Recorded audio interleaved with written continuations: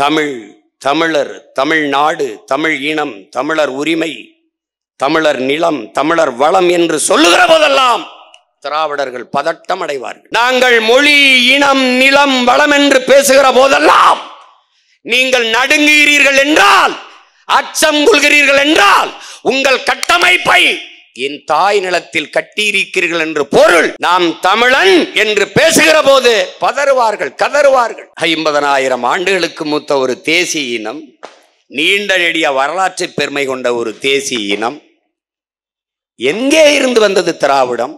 தமிழ் பேரின மக்கள் அவன் எந்த காலத்திலும் எதிரிகளால் வீழ்த்தப்பட்டவன் அல்ல, உடன் பிறந்த இரத்த துரோகங்களால் வீழ்த்தப்பட்டவன். மொழி என்பது நம் விழி, நாடு என்பது நமது வீடு. தமிழர்களுக்கு மொழிப்பற்று, இனப்பற்று என்பது உயிரும் உணர்வும் போல. மொழிப்பற்று, நாட்டுப்பற்று என்பது உயிரும் உணர்வும் போல. பாவலர் ஏறு நம்முடைய தாத்தா பெருஞ்சித்திரன் அவர்கள் மொழிப்பற்று, நாட்டுப்பற்று என்பது உலக ஒற்றுமைக்கு விதையும் எருவுமாகும், வித்தும் எருவுமாகும், விதையும் உரமும் என்று பாடுகிறார். மொழி இனம் இல்லை என்றால், இங்கே பார்த்தீர்கள், மொழி இனம் என்று பேசுவது பிரிவினைவாதம். இது எங்கிருந்து இந்த பக்கவாதம், முடக்குவாதம் எல்லாம் புதிதாக வருது என்று நமக்கு தெரியவில்லை. மொழி இனம் இல்லை என்றால் உலகத்திலே அரசியல் இல்லை. உலகம் முழுமைக்கு மொழி இன அடிப்படையில் தான் அரசியல் கட்டமைப்புகள் இருக்கிறது. எல்லா தேசிய இனங்களும் மொழி, இனம், இந்த அடிப்படையில் அரசியல் செய்து. இதை பிரிவினைவாதம் என்றால் இதை ஏற்பதா எதிர்ப்பதா?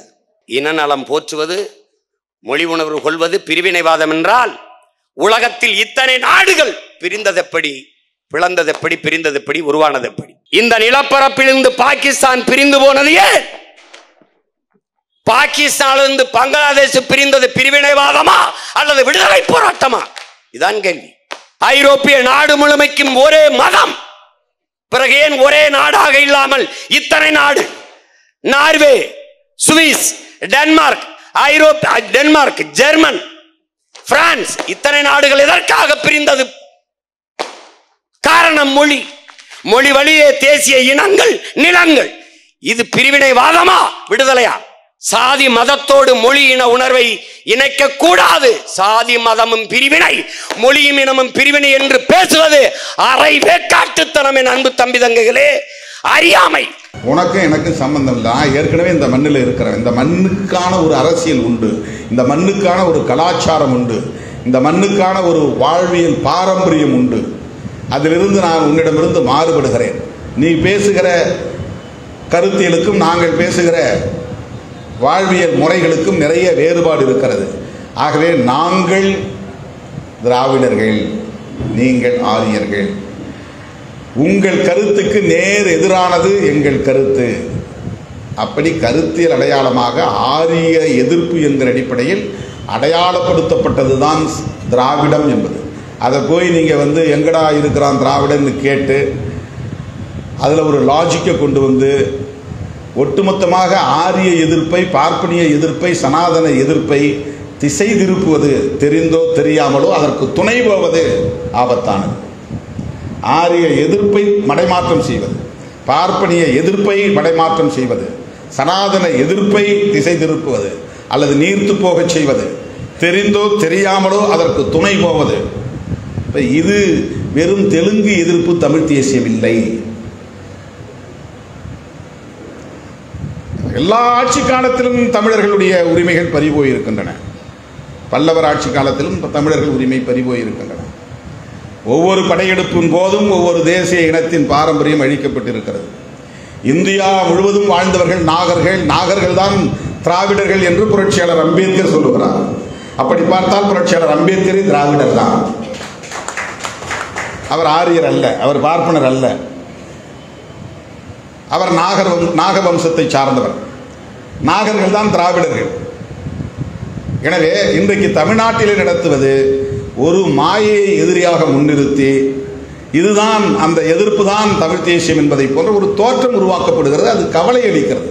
இது இந்த அரசியலை பேசுகிறவர்களுக்கு எதிராக பேச வேண்டும் என்று நான் பேசவில்லை. அப்படி பேசுகிற அரசியல் சனாதன எதிர்ப்பை மடைமாற்றம் செய்கிறது என்கிற கவலையோடு பேசுகிறேன். பார்ப்பனிய எதிர்ப்பை நீர்த்து போக செய்கிறது என்கிற கவலையோடு பேசுகிறேன்.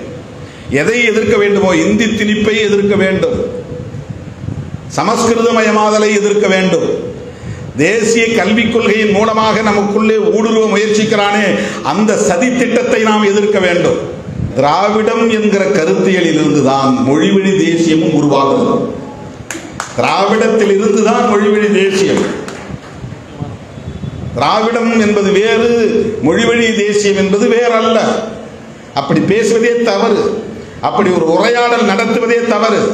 திராவிடம் என்பது கருத்தியல் அடையாளத்தோடு தான் இப்போது இருக்கிறதே தவிர அது நிலப்பரப்பு அடையாளத்தோடு இல்லை, இன அடையாளத்தோடு இல்லை. அதற்கு ஒற்றை மொழி அடையாளம் இல்லை, ஒற்றை இன அடையாளம் இல்லை, ஒரு ஒருங்கிணைந்த நிலப்பரப்பு அடையாளம் இல்லை. ஆனால் தொடக்க காலத்தில் இருந்து அது கருத்தியல் அடையாளமாகத்தான் பயன்பாட்டுக்கு வந்தது. பெரியாருக்கு முன்னர், பண்டிதர் காலத்தில், அதற்கும் முன்னர் 16ஆம் நூற்றாண்டு காலத்தில், பக்தி இயக்க காலங்களில் இந்த சொல்லாடல் பயன்படுத்தப்பட்டிருக்கிறது. அப்போது அவர்கள் இதனை தேசியவாதம் என்கிற அடிப்படையில் பயன்படுத்தவில்லை, ஒரு இனவாதமாக பயன்படுத்தவில்லை, கருத்தியல் அடையாளமாகத்தான் பயன்படுத்தி இருக்கிறார்கள். பார்ப்பன ஆதிக்கத்தை எதிர்த்து திராவிடம் தமிழ் தேசியம் என்று ஒரு உரையாடல் இங்கே நடந்து கொண்டிருக்கிறது. அது மேலோட்டமாக பார்த்தால் தத்துவம் சார்ந்த உரையாடல் போல் தோன்றும். ஆனால் உண்மையில் அது தத்துவம் சார்ந்த உரையாடல் இல்லை. தேசியவாதம் என்று எதை நாம் சொல்லுகிறோம், எப்படி புரிந்து கொள்ளுகிறோம் என்பதிலிருந்துதான் இதை நாம் அணுக வேண்டும். தேசியவாதம் என்பதுதான் ஒரு பிலாசபி, ஒரு தத்துவம். அந்த தேசியவாதத்திற்குள் தான் தமிழ் தேசியம் என்பது அடங்குகிறது. தேசியவாதத்திற்குள் தான் பாரதிய ஜனதா பேசுகிற இந்து தேசியவாதமும் அடங்குகிறது. தேசியவாதத்திற்குள் தான் காங்கிரஸ் காந்தி காலத்திலே பேசிய நாட்டினவாதம், இந்தியன் நேஷனலிசம் என்கிற தேசியவாதமும் அடங்குகிறது.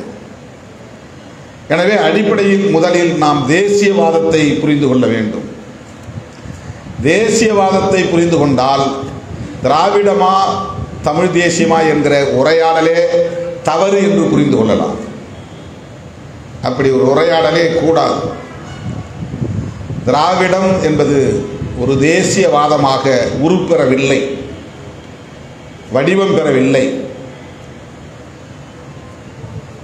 தமிழ் தேசியம் என்பது மொழி வழி தேசியம். தமிழ் தேசியம் என்பது மொழி வழி தேசியம் என்றால் தெலுங்கு தேசியம் என்பதும் உண்டு.